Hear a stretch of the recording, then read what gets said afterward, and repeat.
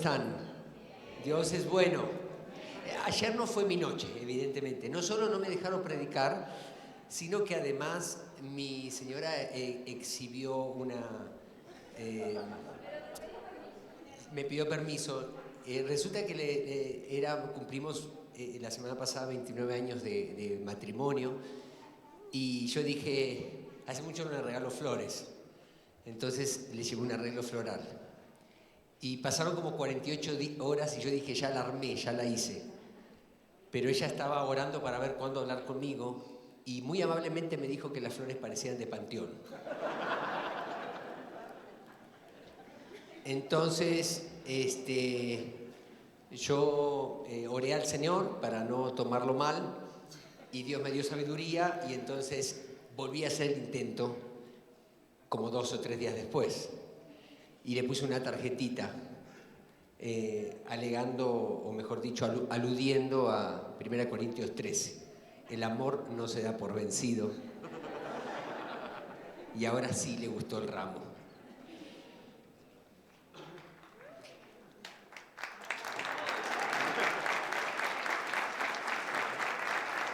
Amados, ahí va la moraleja para los que estamos casados. ¿Dónde están los hombres? Digan conmigo, la mano en alto, el amor nunca se da por vencido. Queremos también dar gracias a Dios por el nacimiento de Tirsa, así es. Esta hermana en Cristo, líder de la congregación que acaba de presidirnos en la primera parte, Janet, muy tempranito tuvo una cesárea y tenemos el honor de que Tirsa, que es la segunda niña de los misioneros nuestros en la sierra, en Milpillas, Luis Teodoro y Lulú, nació con bien, nació sana y ella es una niña para la gloria de Dios. Entonces vamos a dar un aplauso al Señor de agradecimiento. Y me voy a permitir decir algo más con el permiso de todas las mamás. Ayer, Luis y Lulú nos ministraron a todos nosotros, porque ella, entrando hoy a las 7 de la mañana, ustedes saben que se tiene que por lo menos levantar a las 5 para prepararse, estuvo en la reunión de matrimonios con la panza, así que yo creo que ya teníamos, aquí teníamos la ginecólogo, ¿no? Queridas mujeres, el embarazo no es un estado de enfermedad. Culturalmente nosotros escuché que la mujer dice, me voy a aliviar. Uno se alivia de una enfermedad, pero uno da a luz una vida. No hay, perdón si digo ¿no? Pero yo lo vi en mi esposa, con nuestros 2 hijos, uno pasó algo semejante. Estando en una reunión en el colegio McDonald's, yo dije de chiste en la conferencia, le dije, si me ven que salgo corriendo es porque mi esposa va a dar a luz. Me fui a sentar a la mesa después de la conferencia y mi esposa empezó con dolores de parto y a la madrugada nació, ¿Jeremías fue? Jeremías. Y con Timoteo, el día anterior mi esposa había trabajado como cualquier otro día y ese día a la noche estaba dando vuelta a la casa para arriba y para abajo con la panza así, con una escalera. No hay estado de mayor salud para una mujer, con perdón de los médicos aquí, que yo lo he visto, porque así es, cuando van a dar. Entonces, cuando tú estás embarazada, amada mujer, dale gracias a Dios porque tu piel va a estar como nunca, tu físico va a estar como nunca. Claro que te tienes que cuidar, tienes que darle gracias a Dios porque has sido bienaventurada por el Señor para traer una vida a esta tierra y ese es un hijo de Dios. Por tanto, te tienes que ver con una persona altamente sana, bendecida, ¿no? Y entonces Dios va a ser contigo una mamá increíble, pero eso ya empieza desde ese momento. Por eso yo doy gracias por este matrimonio que ayer estaba con nosotros a punto de dar a luz. Muy bien, yo les prometí, y estoy cumpliendo, de que voy a seguir compartiendo acerca de Daniel capítulo todos los capítulos de Daniel que pueda. Entonces abra su Biblia por favor en Daniel y vamos a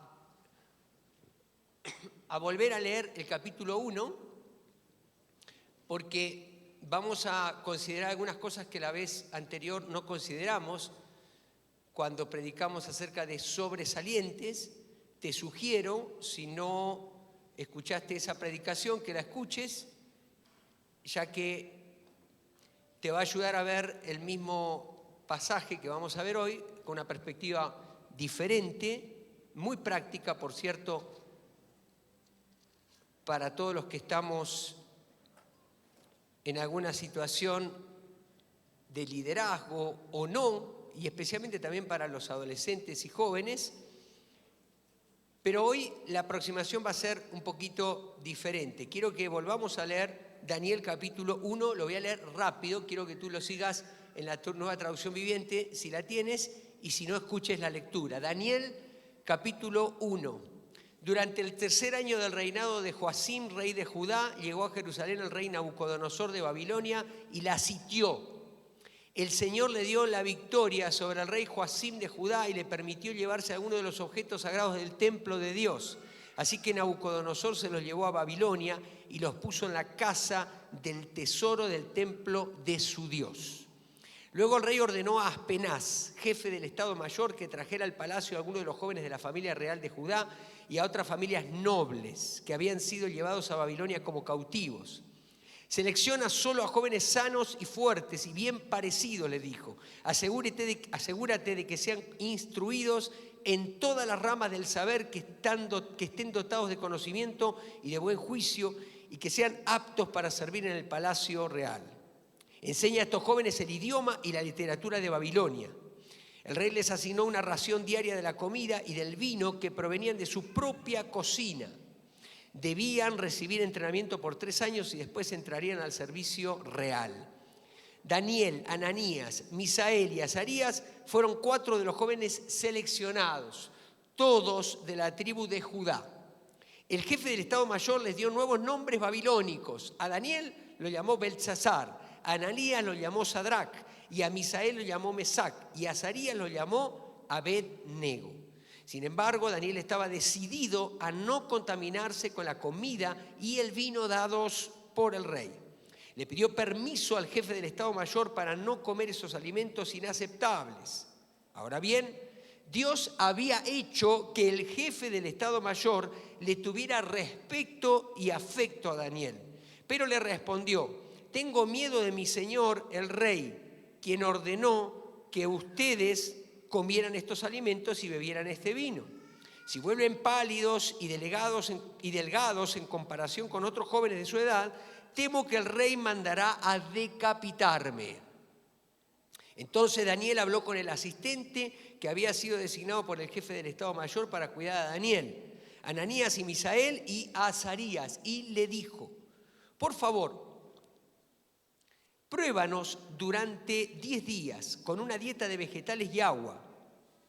Al cumplirse los 10 días, compara nuestro aspecto con el de los otros jóvenes que comen de la comida del rey. Luego decide de acuerdo con lo que veas. El asistente aceptó la sugerencia de Daniel y los puso a prueba por 10 días. Al cumplirse los 10 días, Daniel y sus 3 amigos se veían más saludables y mejor nutridos que los jóvenes alimentados con la comida asignada por el rey. Así que desde entonces el asistente les dio de comer solo vegetales en lugar de los alimentos y el vino que servían a los demás. A estos 4 jóvenes Dios les dio aptitud excepcional para comprender todos los aspectos de la literatura y la sabiduría. Y a Daniel Dios le dio la capacidad especial de interpretar el significado de visiones y sueños. Cuando se cumplió el periodo de instrucción ordenado por el rey, el jefe del Estado Mayor llevó a todos los jóvenes ante el rey Nabucodonosor. El rey habló con ellos y ninguno le causó mejor impresión que Daniel, Ananías, Misael y Azarías. De modo que entraron al servicio real. Cada vez que el rey los consultaba sobre cualquier asunto que exigiera sabiduría y juicio equilibrado, los encontraba 10 veces más capaces que todos los magos y brujos de su reino. Daniel permaneció en el servicio real hasta el primer año del rey Sirio. Amén. Como saben, yo crecí bajo la institución de la educación católica, específicamente de las hermanas de la orden franciscana. Un día les pregunté a una de ellas, que nos daba el catecismo, por qué llevaban un anillo en su mano. Y entonces me explicó que, entre otras cosas, eso significaba que estaban consagradas al ministerio. Eso significaba que estaban apartadas de por vida, dedicadas solamente para servir a Dios en el convento o en las tareas educativas, de las cuales yo era un beneficiario, o caritativas de la orden. Gracias a Dios por las órdenes que se levantaron a través de la historia para recordarnos de la naturaleza integral de nuestro llamado a seguir a Jesús, en distintos énfasis. Pero quienes somos herederos de la Reforma, es decir, todos los que profesamos la fe evangélica, entendemos a la luz de las Escrituras que no necesitamos pertenecer a una orden en especial para entender que estamos consagrados.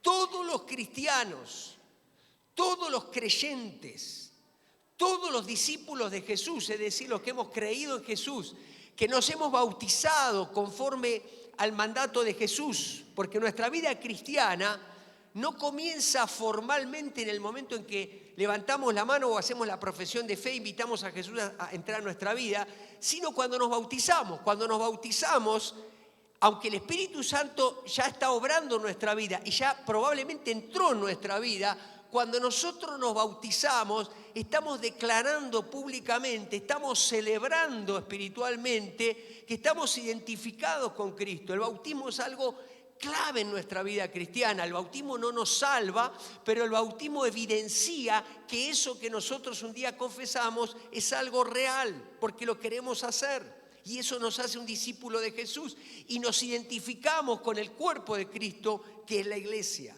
Todos los que pasamos por esta experiencia, diga conmigo por favor, todos, sin excepción alguna, todos estamos consagrados. Todos estamos consagrados al ministerio cristiano. ¿En dónde? En el mundo en el que vivimos.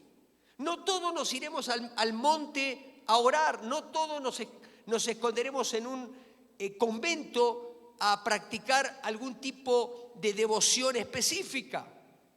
Pero todos tenemos un anillo en el corazón de la orden de Cristo que manifiesta al mundo, al sistema y a las autoridades espirituales que somos de Cristo y vivimos para Cristo.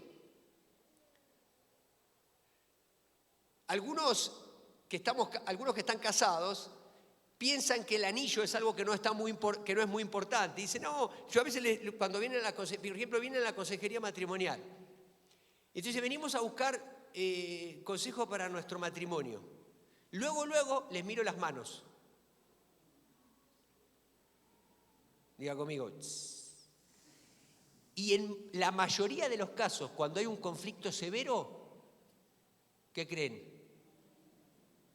Se quitaron el anillo. Y luego viene, es que no me entra. No me entra porque la bendición ha llegado a nuestro cuerpo, ¿no? O sea, se ve que se lo sacó una y ya después no me entra. Pero bueno, aquí para los que saben tenemos un extraordinario orfebre que se los puede agrandar el anillo. No, es que me molesta para el trabajo, me molesta en la cocina, me molesta en el taller, me molesta. Yo le voy a explicar por qué es importante el anillo. El anillo no es importante para mi esposa, porque ella sabe que yo la amo. El anillo es importante para cualquier mujer que tenga interés en mí, que dice que yo estoy apartado. Este anillo dice que yo estoy consagrado para una persona que se llama Karina Andrea López.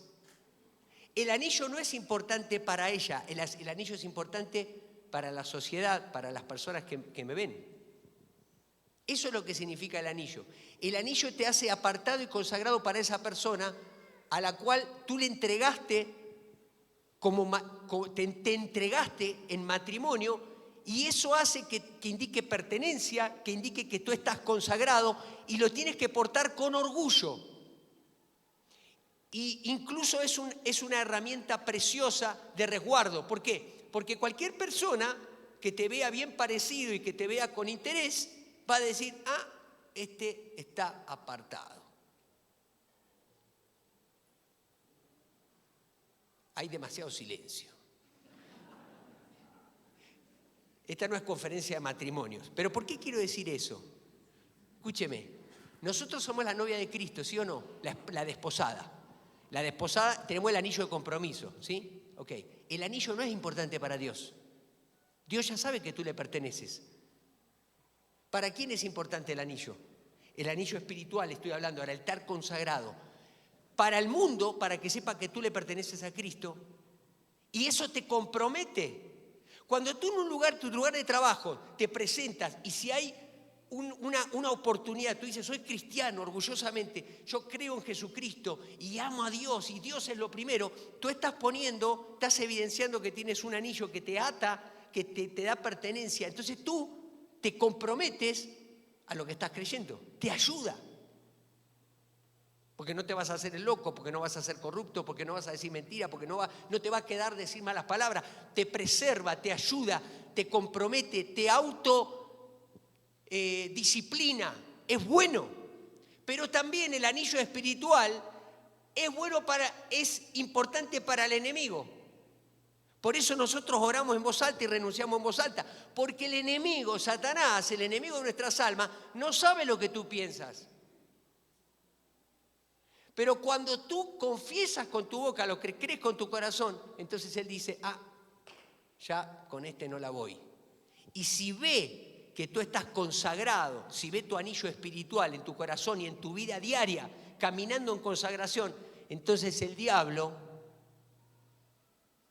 te va a tener temor a ti y no tú al diablo. Mire, para los que son cristianos, te voy a dar una evidencia chiquitita de que necesitas consagrarte al Señor. Si hay alguno de ustedes que le tiene miedo a Satanás y dice, no, mejor no lo nombre, pastor, mejor no lo nombre, a ver si lo convocamos. Señal de que algo no está bien en tu relación con Dios. Porque el diablo tiene que tener miedo de ti, no tú del diablo. Porque nosotros estamos consagrados para el Señor.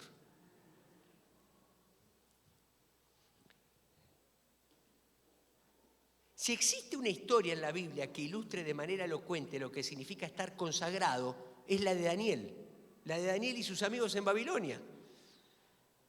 Y vamos a remitirnos a este capítulo, pero ahora bajo el título Consagrados. Si se acuerdan, la otra vez fue el mismo capítulo, pero el título era Sobresalientes. Ahora es Consagrados. Quiero que le diga a la persona que está a tu lado, a la derecha y a la izquierda, dile, consagrados. Al del otro lado, consagrados. Ahora dile, pon cara de consagrado que no se te ve.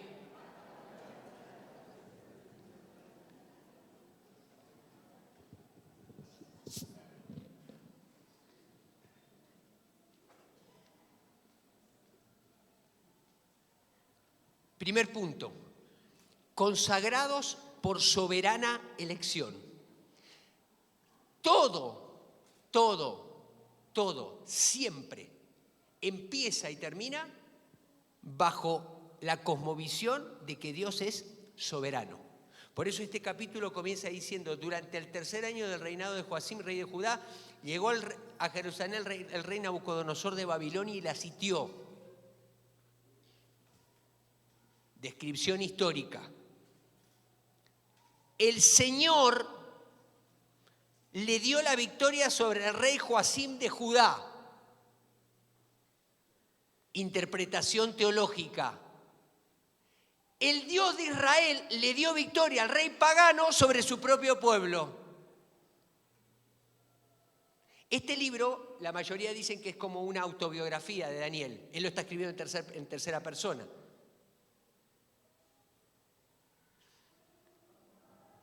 Por eso dice, y le permitió llevarse alguno de los objetos sagrados del templo de Dios.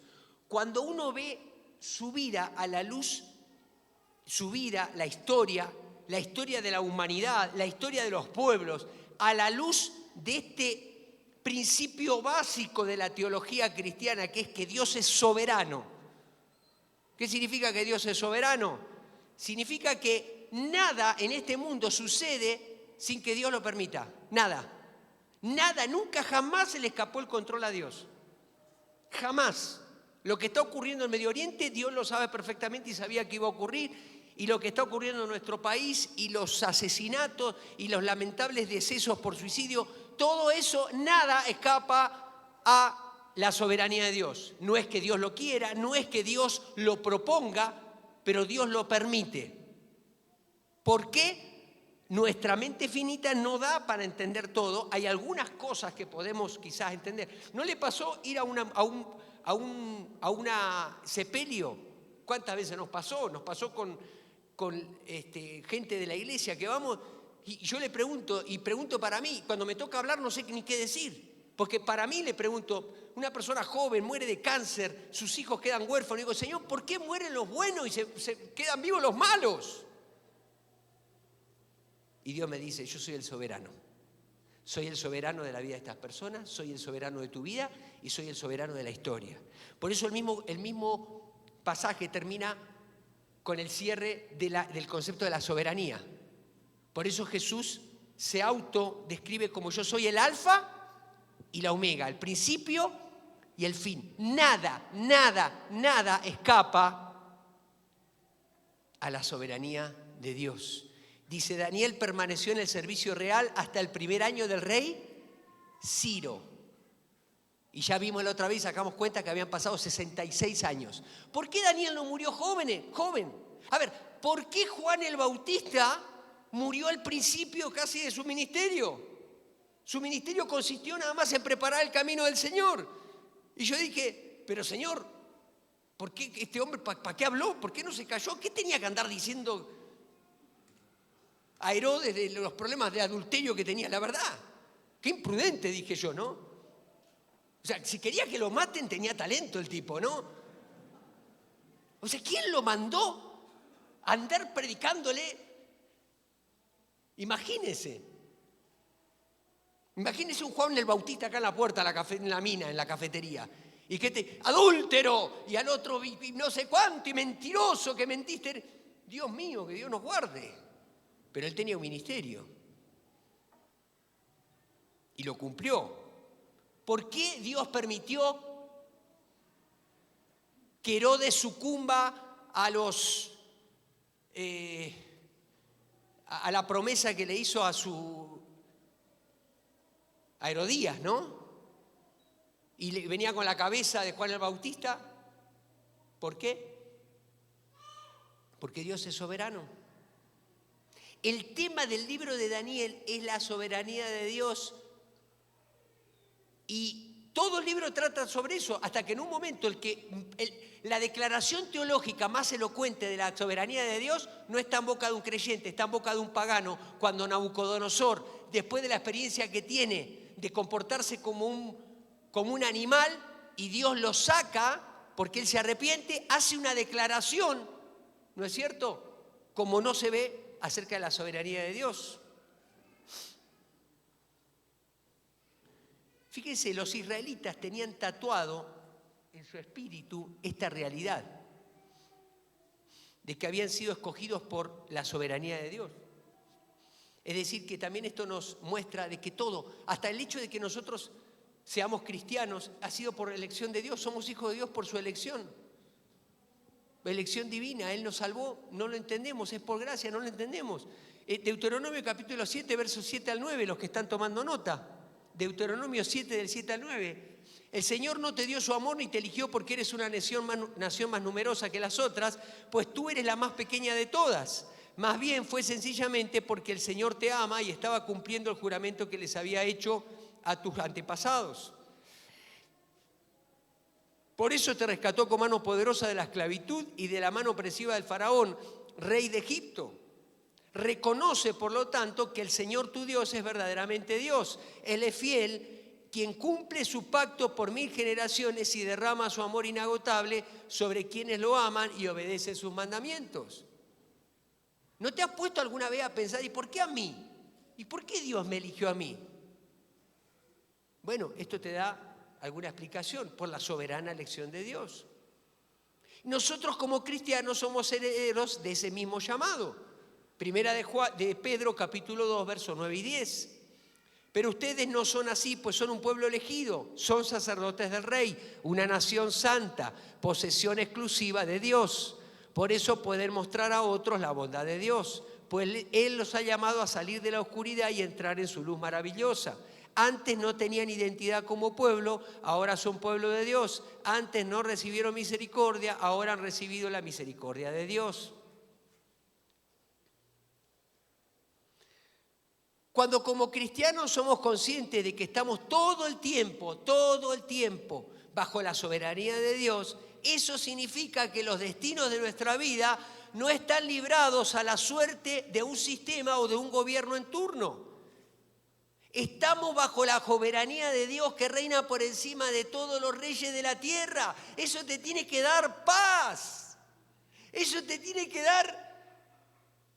Ayer mi esposa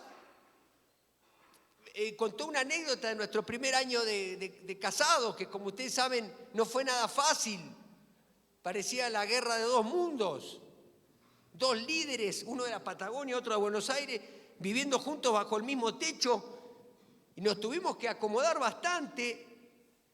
Y entonces dice que a ella le daba coraje, que yo a la noche, después que habíamos discutido, me acostaba y dormía a gusto.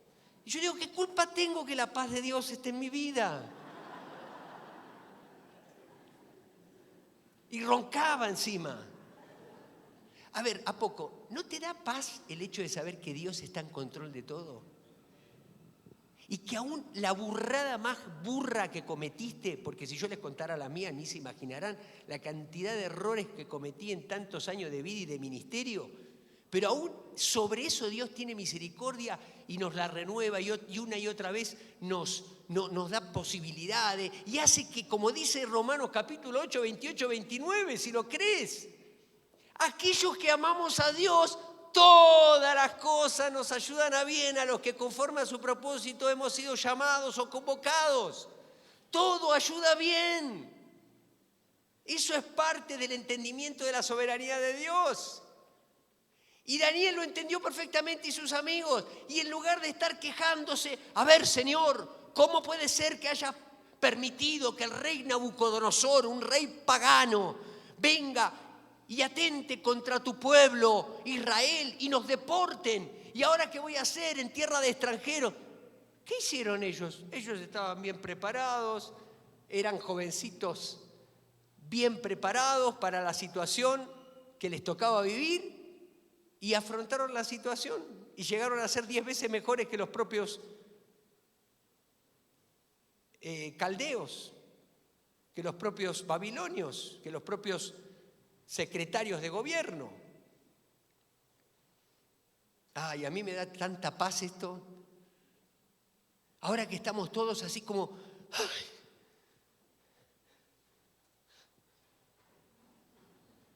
Ahí vienen las elecciones de nuevo. Ya dije la palabra mágica, ¿no? ¿Vieron? Estábamos en paz. ¿Sí?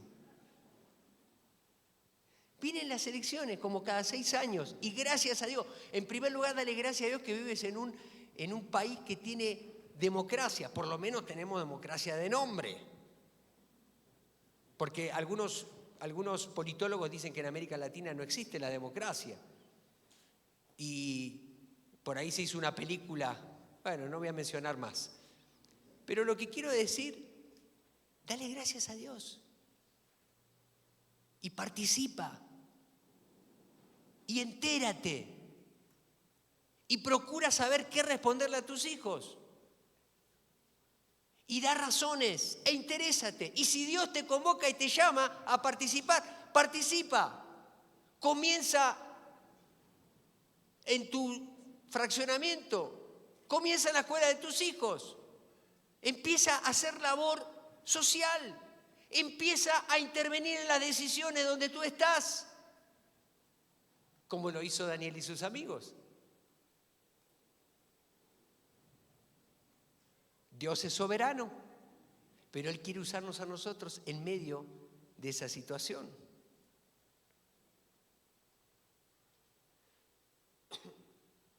En segundo lugar, consagrados para no ser asimilados. Consagrados para no ser asimilados. Lo primero que hizo el rey Nabucodonosor con estos jovencitos, acuérdense que tenían alrededor de 14 años, entre 13 y 16 años.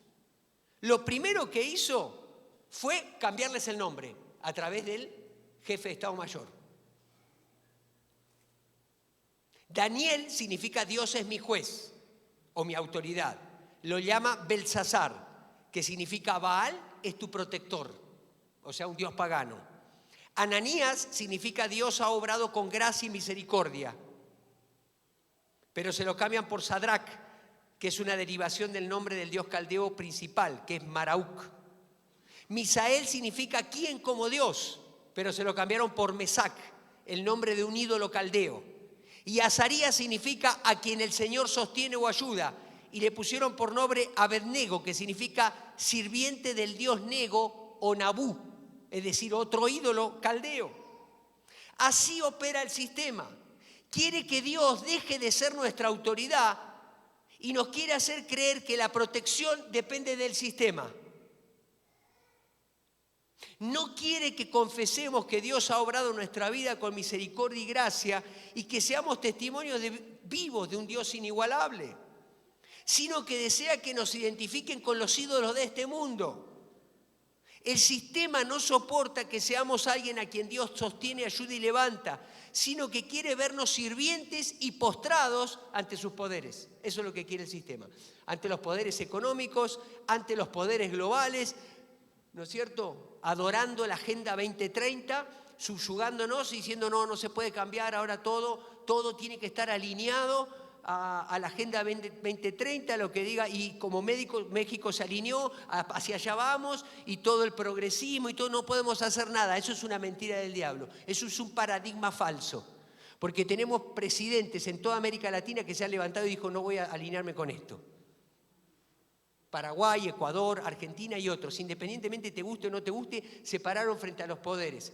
Y yo sé que algunos a veces me tildan de que soy muy utópico y como idealista, Es que, queridos, no se puede vivir sin fe y sin esperanza. La fe te sirve para el hoy, la esperanza para el mañana.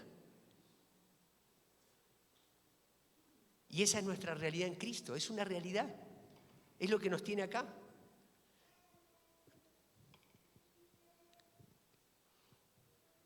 Hay muchos cristianos que están asimilados al mundo. El mundo les dice lo que deben consumir. Son esclavos del consumo del sistema. El sistema lo determina todo. El sistema lo determina todo. Y cuando uno es esclavo del sistema, no puede ejercer gobierno.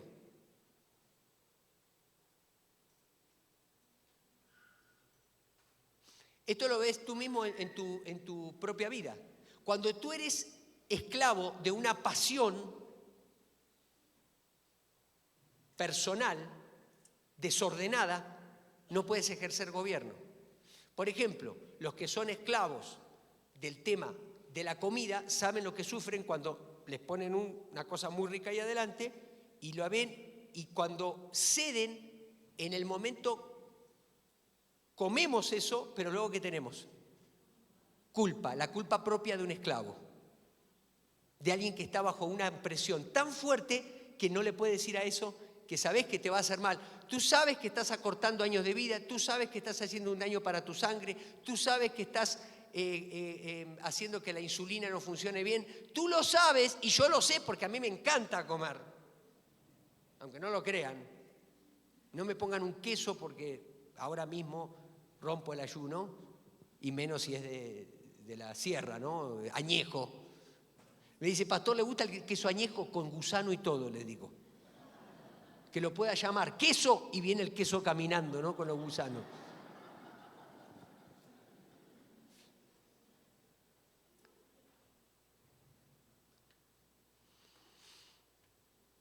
Por eso dice el apóstol, huyan de las pasiones juveniles, porque sabe que especialmente las pasiones juveniles están asociadas a los pecados sexuales y son cosas muy complicadas para manejar para los jóvenes. Entonces, ¿qué te dice que hagas con eso? Huye. Si el tema está acá, vas por el otro lado. Si el problema está aquí, huye significa que esto no lo puedes controlar, entonces lo vas a tener siempre en un lugar que se vea, o se lo vas a dar a tus papás y que o les va a quitar internet o va a haber alguna página, un control, algo. Huye. Huye significa algo, algo deliberado. No es algo que, bueno, es que vio pastor, yo venía caminando y bueno, sucedió lo que no esperaba. Y le dije, ¿y por qué fuiste por ese camino? Si sabías que ahí estaba el asunto. Bueno, pero yo pensé que los ángeles del Señor me iban a cuidar. No, los ángeles del Señor te cuidan por el camino correcto, no por el que no tenías que ir. A veces nosotros, como dice Pablo, capítulo 13, creo que es el último versículo del capítulo 13, dice que no proveamos para los deseos de la carne. Yo a veces digo, ponemos toda una zona, manjares, así como estábamos ayer, la mesa de los matrimonios ahí preciosamente preparado, todo precioso, así, las tarteletas, ¿no es cierto? Los dulces, los sanguchitos, el quesito, todo, los ponemos todo así. Y luego oramos, Señor, te pido que me quites el hambre.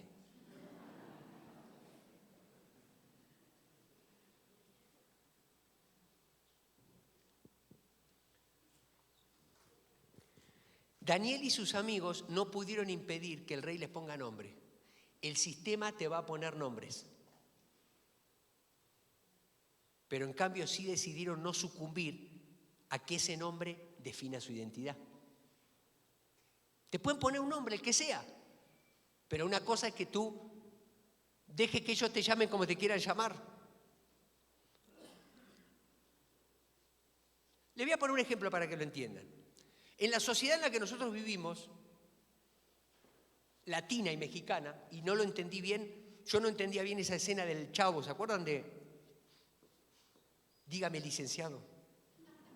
¿Sí? El profesor Girafales, ¿no? Dígame licenciado, licenciado. Hasta que llegué a México. Qué importante para nosotros son los títulos. Tan importantes que a veces ni siquiera sabemos el nombre de la persona. Y es una forma de discriminar al que no tiene un título. ¿Por qué? Porque licenciado, ingeniero, contador, maestro, Juancito.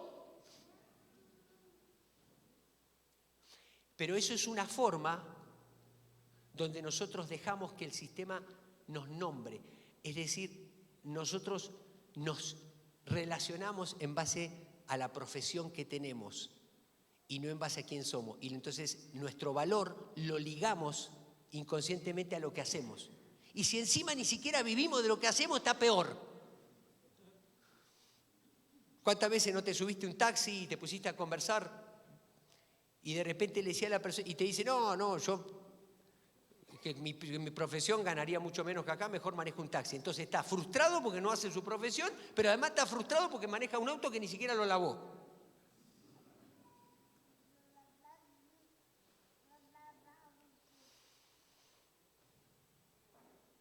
Nosotros no podremos impedir la pretensión del sistema de asimilarnos, pero sí podremos decidir no contaminarnos y ceder a los manjares y el vino de la corrupción. ¿Por qué no hacemos nuestra la promesa de Jeremías? Esto responde el Señor, le responde a Jeremías que se quejaba, Señor, este pueblo no me escucha, hace 30 años que estoy predicando, no me escucha. Si regresas a mí te restauraré para que puedas continuar sirviéndome. Si hablas palabras beneficiosas en vez de palabras despreciables, serás mi vocero. Tienes que influir en ellos, no dejes que ellos influyan en ti. Conviértete, que ellos se conviertan a ti, tú no a ellos, dice la versión 60.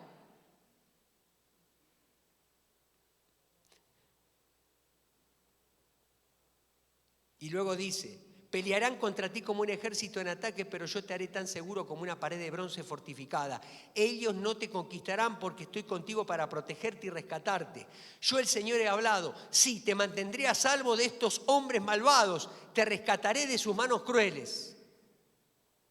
Amén. Y estaba hablando de su propio pueblo, ¿cómo serán los otros, no? En tercer lugar, consagrados, pero no aislados.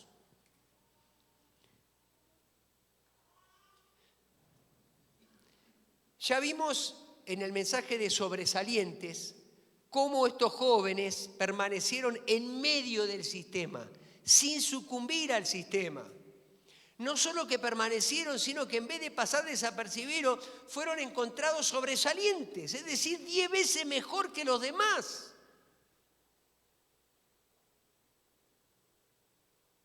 El apóstol Pablo escribe a los filipenses y le anima a, en medio del sistema, no sucumbir a una sociedad corrupta.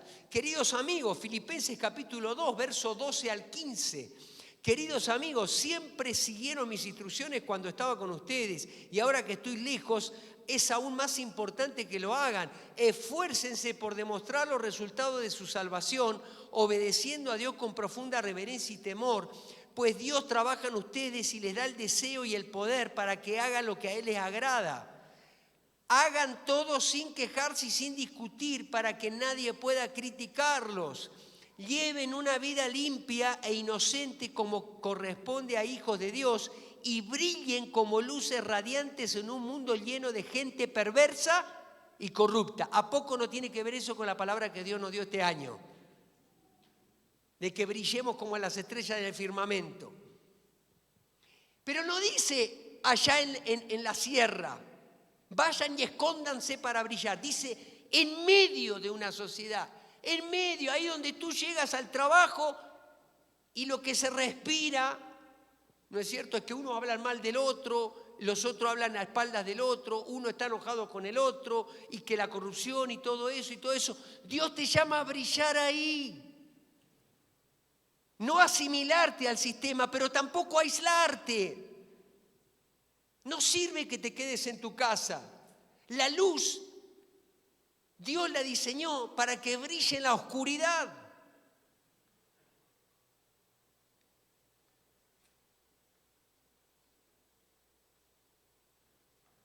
Excepto raras excepciones, Dios no nos llamará a aislarnos. Dios no nos llamará a aislarnos. Por lo general Dios llama a gente ordinaria para hacer cosas extraordinarias como tú y yo. ¿Qué es lo extraordinario? Traer el reino de Dios a la tierra. ¿No les parece algo extraordinario eso? En medio de una sociedad donde los valores cristianos están cada vez más devaluados, donde la familia está cada vez menos, que se le da menos importancia, donde el matrimonio ya está pasado de moda, aquí habíamos ayer 70 matrimonios. Lo más fuerte que tiene una iglesia no es el púlpito, aunque acá tenemos extraordinarios predicadores, lo más fuerte es la comunidad hablándole a la ciudad. Aquí habían ayer gente católica que no se congrega con nosotros, que nunca van a venir a la iglesia probablemente, pero dicen, yo necesito estar aquí porque quiero celebrar con ellos la bendición de la familia, la bendición del matrimonio. Queremos decirle a nuestros hijos que vale la pena no ser cooptados por el sistema, por Babilonia, por la 2030.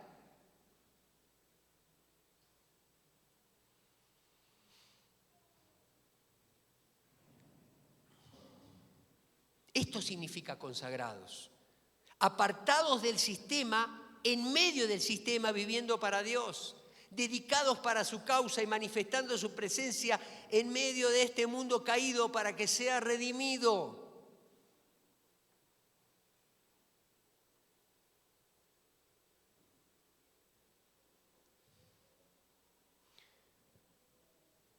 Por último, consagrados con un propósito. Si quieren los músicos acompañarme.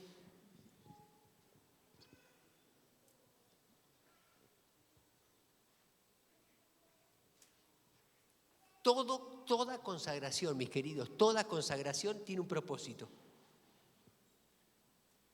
Toda consagración tiene un propósito. Si usted tiene, los que trabajan, las hermanas, especialmente las mujeres, están en la cocina y dice, este cucharón lo voy a usar para esto, para la sopa tal. No la usa para otra cosa, lo usa para eso, está consagrado para eso. Los utensilios, uno inconscientemente los consagra para algo. Así Dios nos ha consagrado a nosotros, nos ha apartado del sistema, no estar bajo el gobierno del sistema, vivir para Dios en medio del sistema. Pero la pregunta es, ¿para qué Dios nos ha escogido? ¿Para qué hemos sido consagrados por el Espíritu Santo en Cristo? ¿Cuál es el propósito de una iglesia consagrada a Dios? Lo voy a decir. ¿Está listo? Lo voy a decir. ¿Está preparado? Ay, el Señor me consagró para estar orando todo el día. Bueno, está bien. Si Dios te dio ese ministerio, está bien. Pero conecta lo que oras con lo que sucede. Si oras para que un gobierno sea derrocado, vas a estar todos los días viendo el periódico en la parte de política hasta que ese gobierno es derrocado. Entonces así voy a creer que Dios te llamó a orar para eso. Como lo he visto con el pastor Barbosa. Dios lo llamó a eso. Está en Monterrey, se la pasa orando todo el día. Dios lo llamó a eso. Está consagrado para eso. Pero todo tiene que ver puntualmente con algo. Dios nos consagra como iglesia para gobernar. Diga conmigo, gobernar. Gobernar, dígalo conmigo. No le tenga miedo a esa palabra. Porque usted escucha gobierno y como usted tiene una mentalidad, la palabra tiene una carga semántica peyorativa. Para usted gobierno es igual a corrupción, amiguismo, compadrazgo, corporativismo y todos los sismos que a usted se le ocurren. Y yo siempre lo pongo como ejemplo.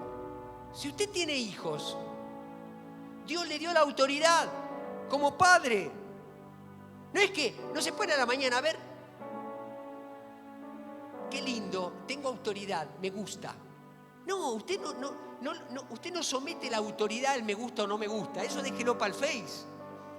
La autoridad es una responsabilidad a la vez que privilegio que usted tiene que ejercer. ¿De qué le sirve tener autoridad en la crianza de sus hijos si usted no ejerce gobierno?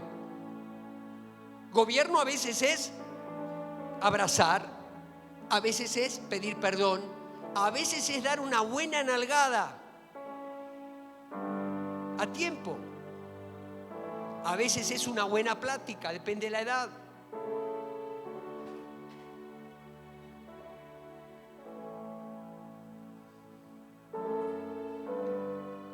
Gobernar.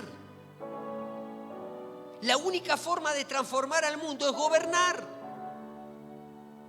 Gobernar primero en las regiones celestes y después bajarlo a la realidad. ¿Cómo se gobierna? Miremos los evangelios, cómo gobernaba Jesús, sirviendo al otro, amando al otro. Por eso los empresarios exitosos han entendido ya hace tiempo esto. Hoy en día el gerente general ya no está en la oficina más alta, taciturno y mirando de lejos. Se mete adentro, se mete a la operación, porque él sabe que con la operación, como haga el trabajo, eso es lo que más va a inspirar a los demás trabajadores. Hasta el mundo lo ha entendido esto. Usted entra, por ejemplo, mire, por ejemplo, me ha pasado varias veces entrar a una corporación bancaria. Digo, llego a la antigua, ¿no? Tengo un problema, quiero hablar con el gerente, y el que está en la puerta, yo soy el gerente. Te lo ponen en la puerta, como para que ni siquiera molestes a ninguno. ¿Qué problema tiene? Es que no puedo con la aplicación. A ver, déjeme la aplicación. Listo, fíjese, ya está, me lo soluciono. Y si no, te mandan a hablar a México. Todo se soluciona en México. ¿Sí o no?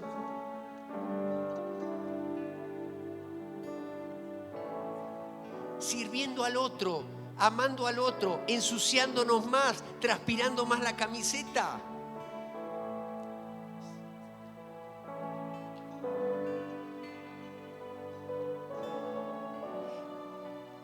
¿De qué nos sirve la autoridad que ostentamos tener? Les puedo citar 20.000 versículos de autoridad. Toda potestad nos ha sido dada. Mateo capítulo 28, versículo 18 al 20. Toda potestad me ha sido dada, por tanto, id y haced discípulos a todas las naciones, bautizando en el nombre del Padre. ¿De qué nos sirve esa potestad? ¿De qué nos sirve cuando Jesús le dijo, toda autoridad me es dada, por tanto, como el Padre me envió, ahora yo los envío? Así que a los que les remitieren los pecados les serán remitidos, a los que se les retuvieren les serán retenidos. Eso es una fórmula de autoridad. Todo lo que atares en la tierra será atado en el cielo, ¿sí o no? Y todo lo que desatares será desatado. Es decir, Dios tiene tanta confianza en nosotros que nos da la prerrogativa de nosotros ejercer acá gobierno para Él entonces, desde el cielo, hacer que las cosas ocurran a través de nosotros.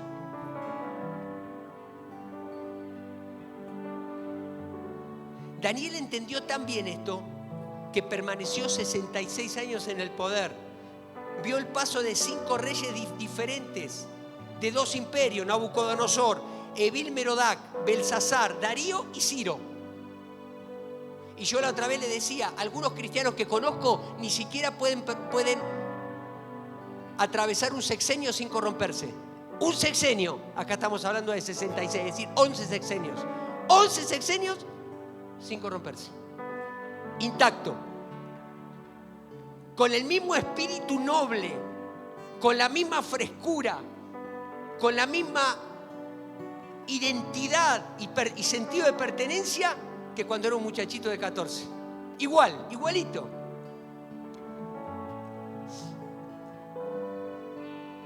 Solamente que con algunos años de experiencia, ¿no?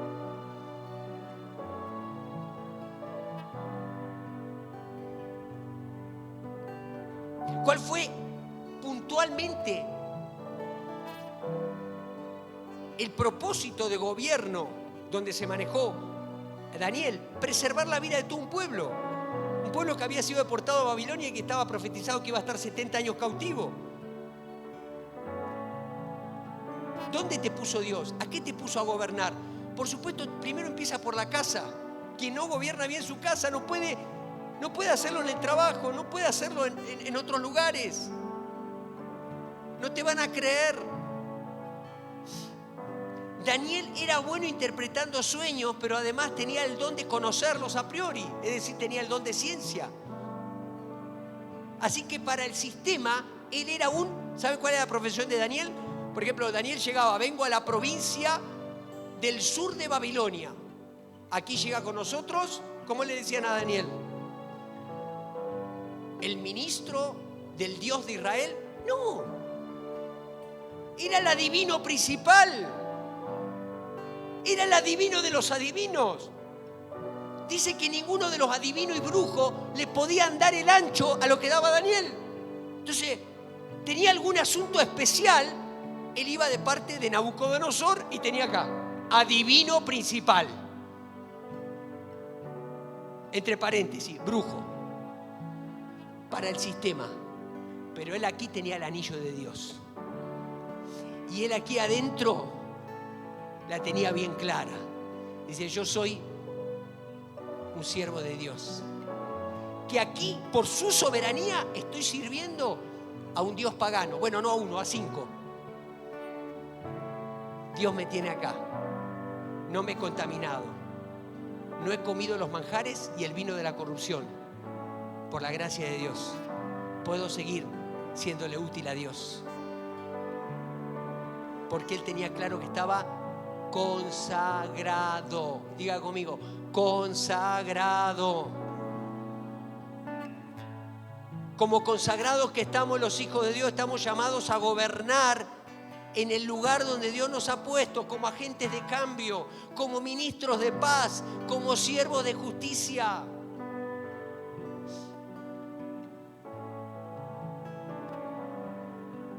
Aunque no pertenezcas a ninguna orden, ni portes un anillo como la hermana franciscana que te mencioné al principio, si eres cristiano, si eres cristiana, si eres un seguidor de Jesús, tú estás consagrado, estás apartado del mundo pero dedicado a Dios para servirle 24/7. Una persona no se consagra a las 6 de la mañana y para las 6 de la tarde está desconsagrado. Una persona está consagrada 24/7. ¿Cuánto? ¿Lo crees? ¿Sabe lo que significa eso?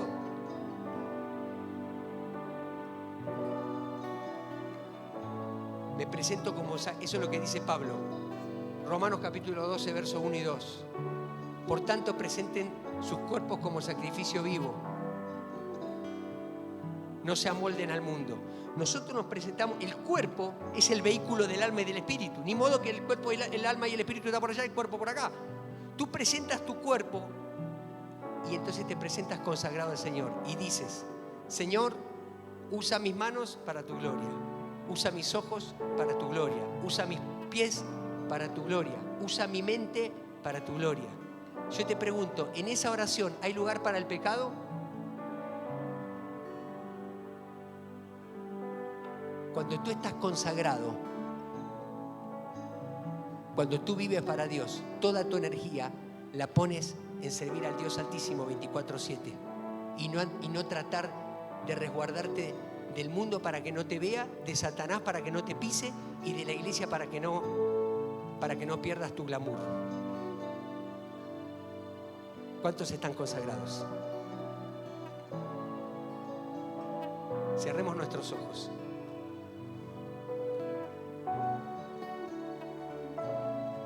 Si todavía no le has entregado tu vida a Cristo, hoy puede ser el día en que recibas a Jesucristo como el Señor de tu vida y también el día de tu consagración 24/7, para vivir para Él, para pertenecerle a Él, para que el anillo esté en tu corazón de que le perteneces al Señor y los demás lo vean. ¿Quieres entregarle tu vida a Jesús? ¿No lo has hecho antes? Esta es la oportunidad.